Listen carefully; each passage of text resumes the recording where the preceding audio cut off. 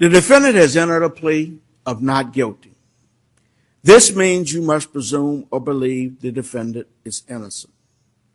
The presumption stays with the defendant as to each material allegation in the indictment through each stage of the trial, unless it has been overcome by the evidence to the exclusion of and beyond a reasonable doubt. To overcome the defendant's presumption of innocence, the state has the burden of proving the crime with which the defendant is charged was committed, and the defendant is the person who committed the crime. The defendant is not required to present evidence or to prove anything. Whenever the words reasonable doubt are used, you must consider the following.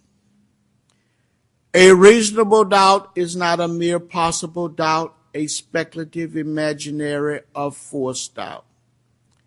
Such a doubt must not influence you to return a verdict of not guilty if you have an abiding conviction of guilt. On the other hand, if, after carefully considering, comparing, and weighing all the evidence, there is not an abiding conviction of guilt, or if, having a conviction, it is one which is not stable, but one which wavers and vacillates, then the charge is not proved beyond every reasonable doubt, and you must find the defendant not guilty because the doubt is reasonable.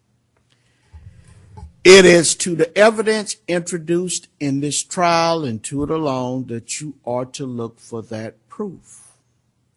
A reasonable doubt as to the guilt of the defendant may arise from the evidence, conflict in the evidence, or lack of evidence.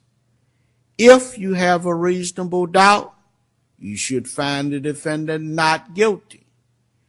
If you have no reasonable doubt, you should find the defendant guilty.